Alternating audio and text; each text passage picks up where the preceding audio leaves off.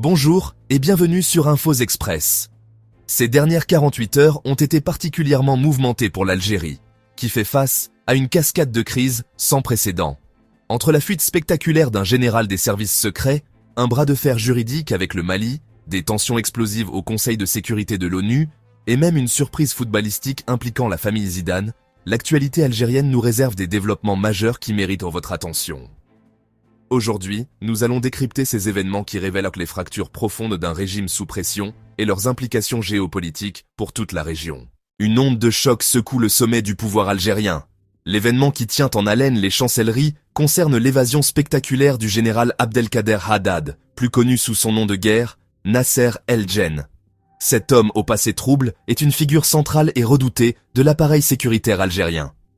Son nom reste indissociable de la décennie noire, cette guerre civile sanglante des années 90. Il y gagna son surnom de bourreau pour ses méthodes brutales dans la lutte antiterroriste. Jusqu'à sa chute récente, il était l'un des piliers du régime, un homme qui connaissait tous les secrets de l'État.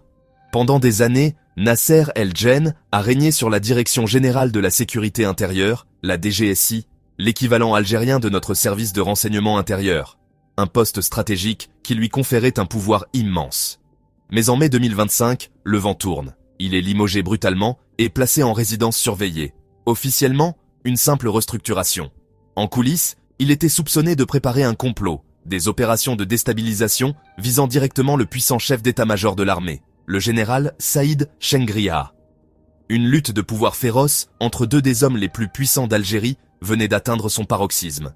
Et c'est depuis sa résidence surveillée que le général a orchestré son évasion. Selon nos informations, il aurait déjoué la vigilance de ses gardes avant de rejoindre la côte. De là, il aurait embarqué sur un bateau rapide, mettant le cap vers les côtes espagnoles. L'annonce de sa fuite a eu l'effet d'une bombe à Alger, provoquant une panique palpable au sein de l'establishment. La réaction du général Chengriha a été immédiate et radicale. Fermeture de toutes les frontières terrestres, notamment avec la Tunisie, et déclenchement d'une chasse à l'homme sans précédent. Les patrouilles maritimes et aériennes quadrillent la Méditerranée dans une course contre la montre pour intercepter le fugitif. Sur les réseaux sociaux algériens, l'affaire est devenue virale, oscillant entre incrédulité et ironie mordante face à un régime qui semble perdre le contrôle. Car au-delà de l'anecdote, cette évasion met en lumière les fractures béantes qui lézardent le pouvoir algérien. C'est une guerre des clans qui se joue au sommet. Et dans cette guerre, Nasser El-Djen est une bombe à retardement. Il emporte avec lui des années de secrets d'État, des dossiers sur la corruption, sur des assassinats politiques, sur les liens troubles de certains dirigeants. Des informations explosives qui, si elles étaient révélées, pourraient non seulement faire tomber des têtes à Alger, mais aussi créer une crise diplomatique majeure. Parallèlement à la crise interne qui la secoue, l'Algérie fait face à un défi juridique international majeur. Le 19 septembre, Alger a formellement rejeté la requête déposée par le Mali devant la Cour internationale de justice. La diplomatie algérienne a qualifié cette démarche de « manœuvre éhontée et sans fondement », signalant une rupture nette. Ce rejet est juridiquement imparable. La compétence de la CIJ repose sur le consentement mutuel des États, un principe fondamental du droit international public. Sans l'accord explicite de l'Algérie, la plus haute juridiction des Nations Unies est donc dans l'incapacité totale de statuer sur le fond de l'affaire, transformant ce qui aurait pu être un arbitrage juridique en une impasse diplomatique profonde et durable. Cette affaire explosive remonte à la nuit du 31 mars au 1er avril 2025. C'est à ce moment que l'armée algérienne a abattu un drone de reconnaissance malien près de la frontière, dans la région sensible de Tinzaouaten. Il s'agirait d'un Bayraktar TB2, un appareil turc de surveillance. Le Mali accuse l'Algérie d'avoir violé son espace aérien et commis un acte d'agression caractérisé. De son côté, Alger maintient fermement que le drone avait pénétré son territoire, justifiant une réponse militaire légitime pour protéger sa souveraineté. Faute de preuves indépendantes et vérifiables, c'est une guerre des narratifs qui s'est engagée. Cette dispute a déclenché une crise diplomatique régionale sans précédent.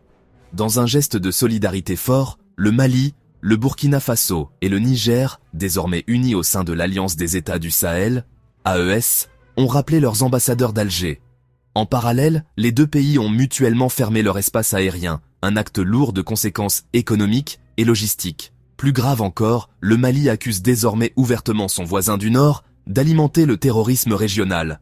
Une charge explosive qui remet en cause le rôle historique de médiateur de l'Algérie. Face à cette escalade, la Cour internationale de justice a confirmé que l'affaire ne pourra pas avancer sans le consentement de l'Algérie, laissant le champ libre à une confrontation politique qui pourrait redessiner durablement les équilibres géopolitiques au Sahel.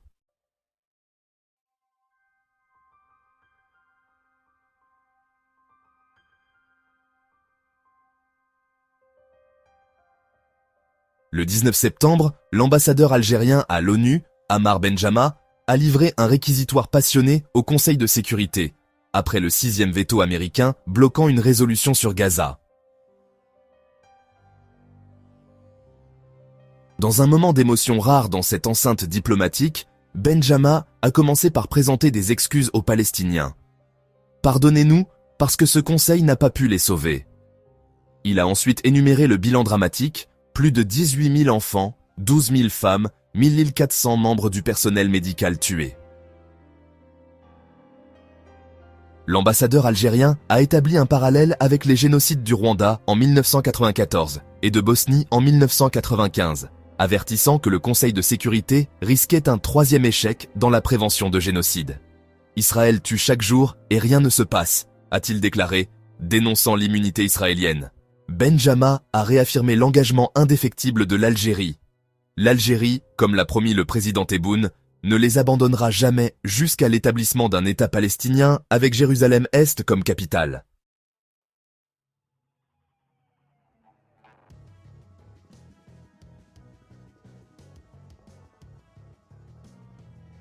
Dans un registre plus léger mais symboliquement fort, ces dernières heures ont aussi été marquées par l'annonce du changement de nationalité sportive de Lucas Zidane.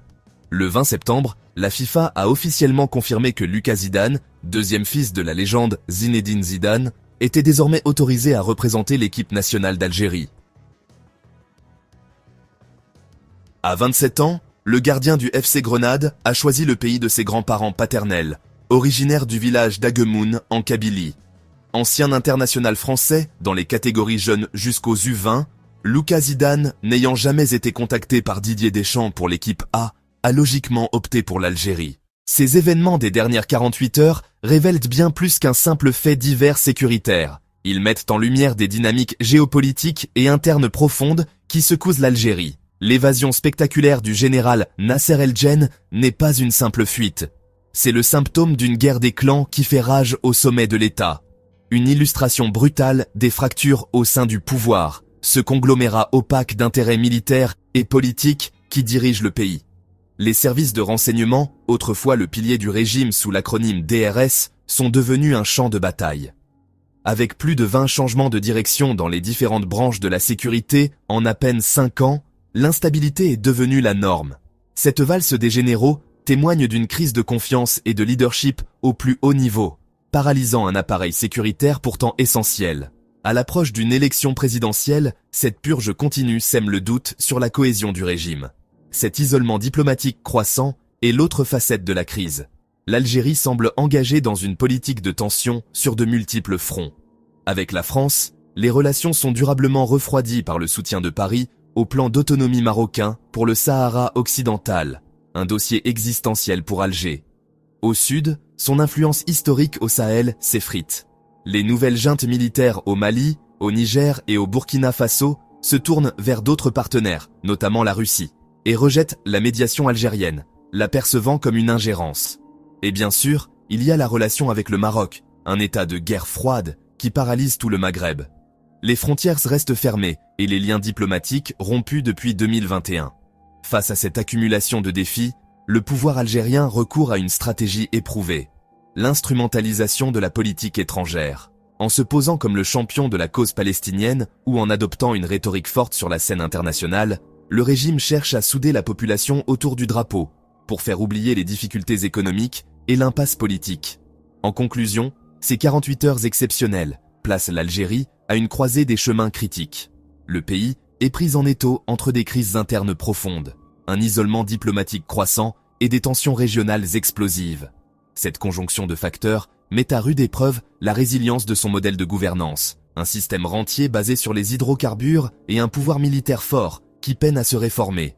L'affaire Nasser El-Djen pourrait être le détonateur. Si le général fugitif décide d'ouvrir la boîte de Pandore et de révéler les secrets d'État qu'il détient sur la corruption ou les luttes de pouvoir, il pourrait provoquer un séisme politique. Une telle onde de choc déstabiliserait un régime déjà fragilisé par le souvenir du Irak et confronté à une grogne sociale alimentée par les difficultés économiques.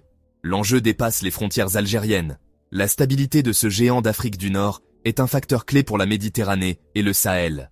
Les développements à Alger seront donc déterminants et pourraient redessiner la carte politique et sécuritaire de la région. C'est une situation que nous continuerons de suivre avec la plus grande attention ici, sur Infos Express. Merci de votre fidélité. Retrouvez-nous demain pour un nouveau décryptage de l'actualité qui façonne notre monde.